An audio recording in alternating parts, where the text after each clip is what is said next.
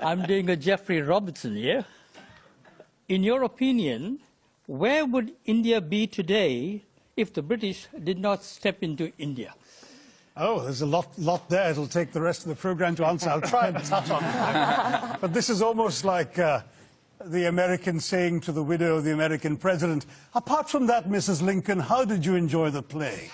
I mean, you know, really, the British came to one of the richest countries in the world, accounting for 27% of global GDP in 1700, 23% in 1800, and over 200 years of exploitation, depredation, loot and destruction, reduced it to a poster child for third world poverty, just over 3% of global GDP, 90% of the population living below the poverty line when the British left in 1947, a literacy rate, you speak of education, a literacy rate below 17%, and a life expectancy of 27.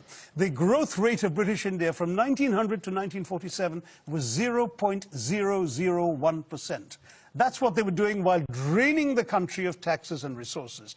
Education, my gosh, the British, the last thing they wanted to do was invest in educating Indians. Will Durant, the American historian traveling in India as late as 1930, pointed out that the entire expenditure of the British on education in India, from the nursery level to the highest universities, was less than half the high school budget of the state of New York. All the Indian institutes of technology, the engineering achievements you're talking about, were established after independence by the government of India.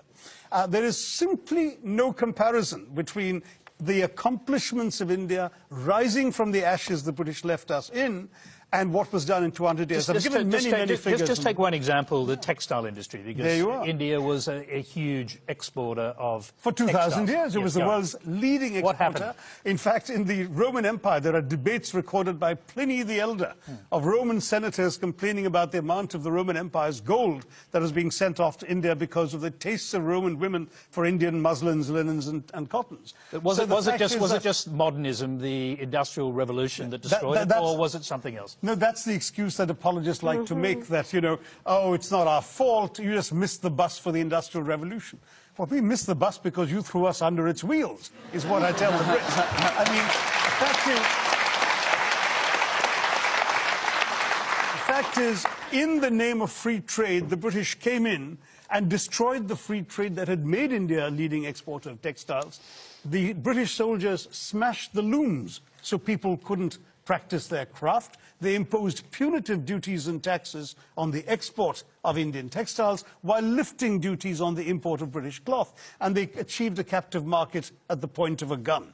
This is not exactly free trade, as you can imagine. Cities like Murshidabad and Dhaka in the subcontinent were depopulated. In one notorious incident, weavers had their thumbs cut off, so when the looms were repaired, they couldn't weave again.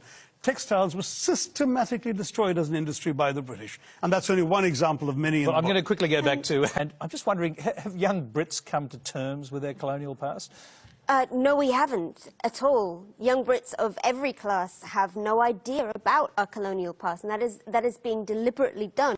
We are deliberately denied or, you know, kept away from education about the graphic facts of what the British did around the world, you know, including in this country, to the people of this country. The crimes of the British and the crimes that we committed and that were done in our names over 400 years of pillaging conquest is something that we don't like to think about, and yet it is everywhere in modern British history. When people talk about Brexit, it's stunning to me that if you ask British people who voted for Brexit what their major fear is, their fear is that people will come to our country and take our things. And that's exactly... Like, you know, why... I just can't...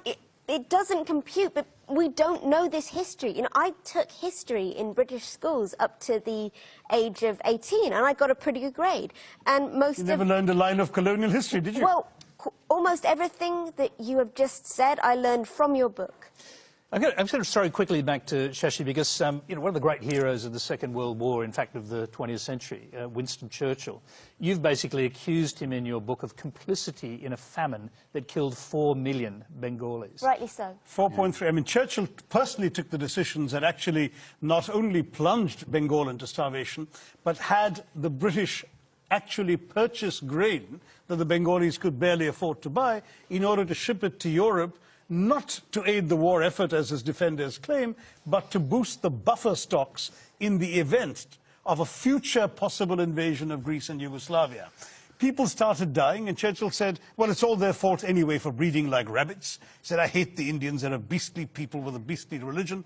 Australian ships were docking in Calcutta port and were ordered by Churchill and his odious paymaster, General Lord Cherwell, not to disembark their wheat, but to sail on to Europe, where their wheat might be used in some future reserve stock.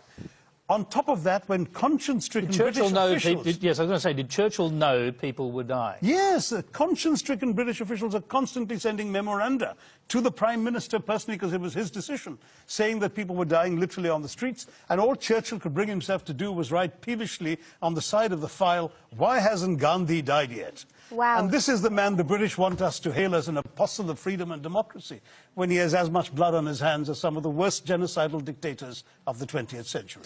Well, thank you.